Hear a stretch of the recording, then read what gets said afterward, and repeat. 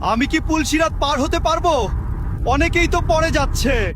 ডান হাত না বাম হাত, এই একটি মুহূর্তই ঠিক করবে জান্নাত নাকি জাহান্নাম। এবং আগামী 10 মিনিটে আপনি দেখবেন সেই যুবকের সাথে কি ঘটল যে কবরে 2 বার মৃত্যু দেখেছিল।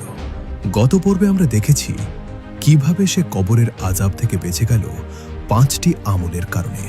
কিন্তু কবর তো শুধু শুরু।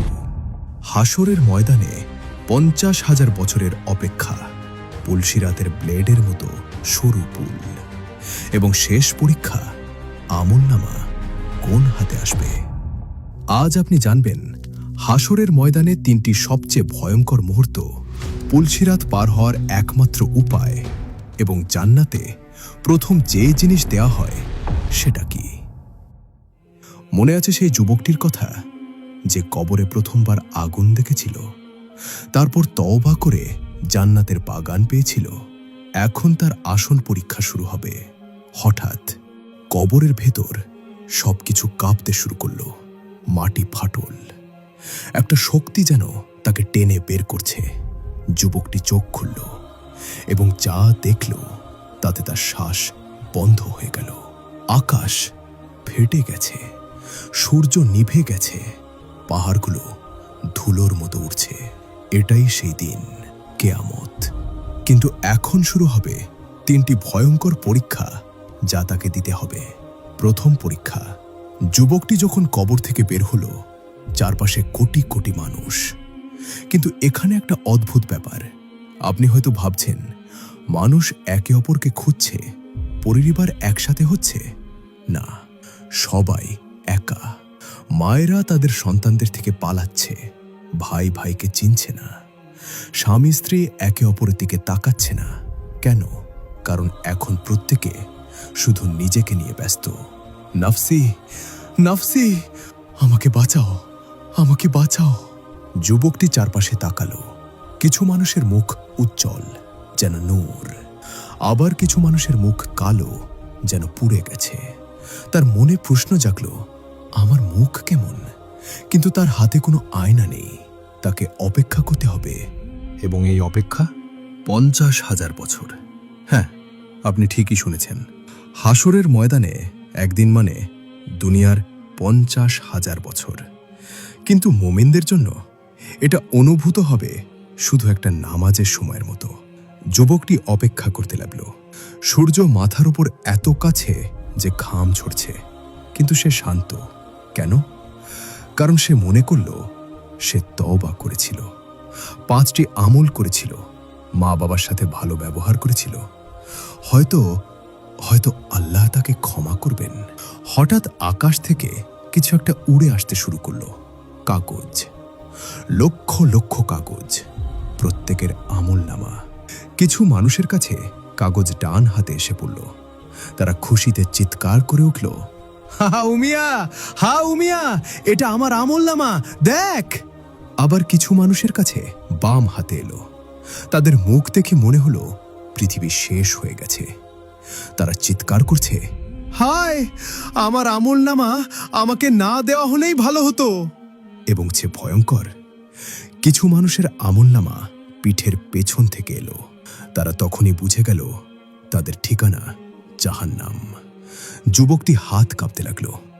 আমার কিতাব কোথায়? ডান হাতে আসবে নাকি বাম হাতে? সে দুনিয়ার জীবন মনে করল। হ্যাঁ, সে তওবা করেছিল, কিন্তু তার আগে কত পাপ। এবং তারপর একটা সাদা কাগজ উড়ে এলো। ধীরে ধীরে যুবকটি হাত বাড়াল এবং যুবক চোখ বন্ধ করে আল্লাহু আকবার বলল। তার চোখ দিয়ে পানি গড়িয়ে পড়ল। সে কিতাব খুলল এবং যা দেখল, তার পাপগুলো সব নেকিতে বদলে গেছে। আল্লাহ তার তওবা কবুল করেছেন, কিন্তু এখনো শেষ নয়। এখনো একটা পরীক্ষা বাকি, সবচেয়ে ভয়ঙ্কর পরীক্ষা, পুলসিরাত। ফেরেশতারা ঘোষণা করলেন, যাদের আমলনামা ডান হাতে তারা পুলসিরাতের দিকে এগিয়ে যাও। যুবকটি মুমিনদের সাথে হাঁটতে লাগলো, এবং যখন সে পুলসিরাত দেখল। আপনি হয়তো ভাবছেন পুলসিরাত একটা সাধারণ পুল। না, এটা চুলের চেয়েও সরু, তলোয়ারের চেয়েও ধারালো এবং নিচে জাহান্নামের আগুন। কেউ বিদ্যুতের গতিতে পার হয়ে যাচ্ছে, কেউ হামাগুড়ি দিয়ে যাচ্ছে, আবার কেউ পড়ে যাচ্ছে। যুবকটির পালা এলো। সে পুলসিরাতের উপর পা রাখল। শরীর কাঁপছে। নিচে আগুনের গর্জন শুনতে পাচ্ছে। হে আল্লাহ, আমাকে বাঁচাও। কিন্তু এখানে একটা রহস্য আছে। পুলসিরাত কার জন্য সহজ হয়, কার জন্য কঠিন, তার উত্তর আপনার আমল। যে যত নেক আমল করেছে তার জন্য পুল তত চওড়া হবে। যে যত পাপ করেছে তার জন্য তত সরু। যুবকটি চোখ বন্ধ করে আল্লাহকে স্মরণ করল, লা ইলাহা ইল্লাল্লাহ।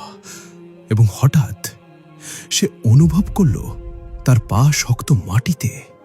সে পার হয়ে গেছে। পুলসিরাত পার হওয়ার পর যুবকটি একটা সুন্দর জায়গায় এসে পৌঁছালে।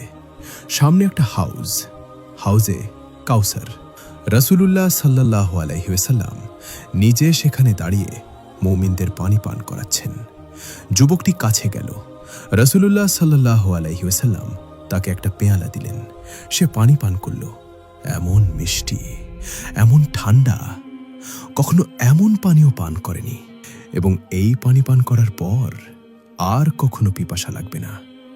তারপর ফেরেশতারা তাকে জান্নাতের তোরণের দিকে নিয়ে গেল। বিশাল দরজা, নূরের অক্ষরে লেখা জান্নাতে আদন, যার প্রতিশ্রুতি আল্লাহ তার মুত্তাকি বান্দাদের দিয়েছিলেন। দরজা খুলে গেল এবং ভেতরে যা দেখল, দুধ ও মধুর নহর, সোনা ও মুক্তার প্রাসাদ, এমন গাছ যার ছায়া 100 বছরের রাস্তার সমান। হুরেরা হাসি মুখে স্বাগত জানাচ্ছে। ফেরেশতারা বলছে, সালামু আলাইকুম, তোমরা ভালো কাজ করেছ, এখন এখানে চিরকাল থাকো। যুবকটি একটা গাছের নিচে বসল। মৃদু বাতাস বইছে। চারপাশে শান্তি, না কোনো কষ্ট, না কোনো ভয়, না কোনো মৃত্যু। চিরকাল শুধু সুখ, শান্তি আর আল্লাহর সন্তুষ্টি। যুবকটি পুরো যাত্রাটা মনে করল। দুনিয়ায় যখন সে পাপে ডুবেছিল, তারপর সেই ভয়ঙ্কর স্বপ্ন, কবরের আগুন, তওবা, 5টি আমল, জীবন বদল, এবং এখন জান্নাত। হঠাৎ একজন ফেরেশতা তার কাছে এলো। তোমার পরিবার শীঘ্রই আসবে, তারাও তোমার মতো তওবা করেছিল।